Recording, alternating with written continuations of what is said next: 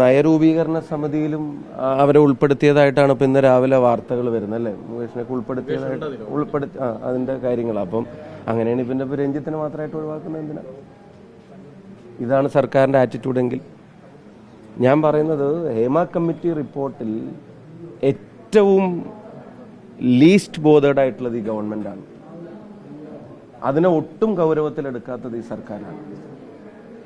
അതിനെ സംബന്ധിച്ചുള്ള ഒരു കാര്യത്തിലും ഇപ്പം നയരൂപീകരണ സമിതിയിൽ അദ്ദേഹം തുടരുന്നതോടുകൂടി സർക്കാരിൻ്റെ നയം വ്യക്തമാണ്. സർക്കാർ നയം വ്യക്തമാക്കിയിരിക്കുകയാണ്. പറയുമ്പോൾ ഞങ്ങൾ ഇരയോടൊപ്പം ഓടുകയാണെന്ന് പറയുമെങ്കിലും ശരിക്കും വേട്ടക്കാരനോടൊപ്പം വേട്ടയാടുകയാണ് സർക്കാർ ചെയ്യുന്നത് എന്നുള്ള കാര്യം വളരെ ക്ലിയറാണ്, ക്രിസ്റ്റൽ ക്ലിയറാണ്. ഇതിലും ഭേദം സർക്കാരിന് ആ റിപ്പോർട്ട് എവിടെയെങ്കിലും ഇട്ടിട്ട് കത്തിച്ചാൽ മതിയായിരുന്നു. അതല്ലെങ്കിൽ സർക്കാർ അതിന് ഒട്ടും ഗൗരവം കൊടുത്തിട്ടില്ല എന്നുള്ള കാര്യം വളരെ ക്ലിയറാണ്. സർക്കാരാണ് ഇതിൽ ഒന്നാം പ്രതി എന്ന് തന്നെ പറയുന്നത്.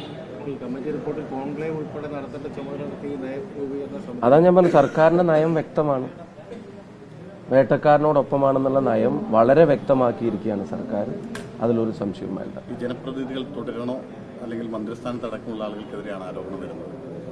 സ്വാഭാവികമായി ഇതിലിപ്പം ഇവർ പറയുന്ന കാര്യങ്ങൾ, ഇപ്പം കുറ്റം ചെയ്താൽ നടപടി, അന്വേഷണം നടത്താതെ കുറ്റം ചെയ്താൽ നടപടി എന്ന് പറഞ്ഞിട്ട് എന്താ കാര്യം? മന്ത്രിയുടെയൊക്കെ പറച്ചിൽ കേട്ടാൽ ആദ്യം ഇവരൊക്കെ ഒഴിയുന്നതിന് മുമ്പ് ആദ്യം ഒഴിയേണ്ടത് ഇതിന്റെ ചുമതലയുള്ള മന്ത്രിയാണ്, സജി ചെറിയാൻ. അവരുടെയൊക്കെ പറച്ചിൽ കേട്ടാൽ ഇത് പിന്നെ സ്വമേധയാ അങ്ങ് തെളിഞ്ഞോളും, സർക്കാരിനൊരു ഉത്തരവാദിത്വം ഇല്ല, അന്വേഷണ സംവിധാനങ്ങൾക്കൊരു ഉത്തരവാദിത്വം ഇല്ല എന്നൊക്കെ പറഞ്ഞ് അത് പറഞ്ഞു ഒഴിയുകയാണ്. ഞാൻ അതിന് എൻ്റെ ആദ്യത്തെ വാചകത്തിലെല്ലാം ഉണ്ടെന്നാണ് എൻ്റെ വിശ്വാസം.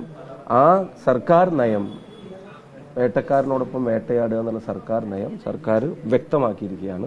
ഈ കമ്മിറ്റി റിപ്പോർട്ടിനെ ഏറ്റവും ഗൗരവമില്ലാതെ കണ്ടത് കേരളത്തിലെ ഗവൺമെൻറ്റാണ്. അത് ഇത്രയും കാലം എടുത്ത സമയം തന്നെ നമുക്ക് ആലോചിച്ച് നോക്കിയാൽ മതിയല്ലോ. ഈ സ്ത്രീ സുരക്ഷാ പരസ്യത്തിന് വേണ്ടി ഇവർ ചെലവഴിച്ച പണം CPM പൊതുഖജനാവിലേക്ക് തിരിച്ചടക്കണം.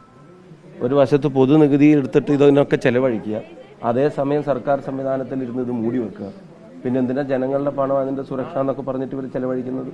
ആ പണം CPM പിന്നെ പൊതുഖജനാവിലേക്ക് തിരിച്ചടക്കണം എന്നാണ് ഞങ്ങളുടെ അഭിപ്രായം.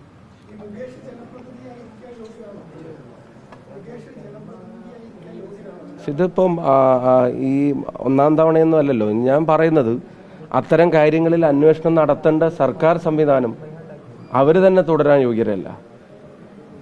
ഒരു ആരോപണത്തെ സംബന്ധിച്ച് കൃത്യമായിട്ടുള്ള പിന്നെ നടപടികൾ എടുക്കേണ്ട സർക്കാർ സംവിധാനങ്ങൾ നോക്കുകുത്തിയായി നിൽക്കുകയാണ്.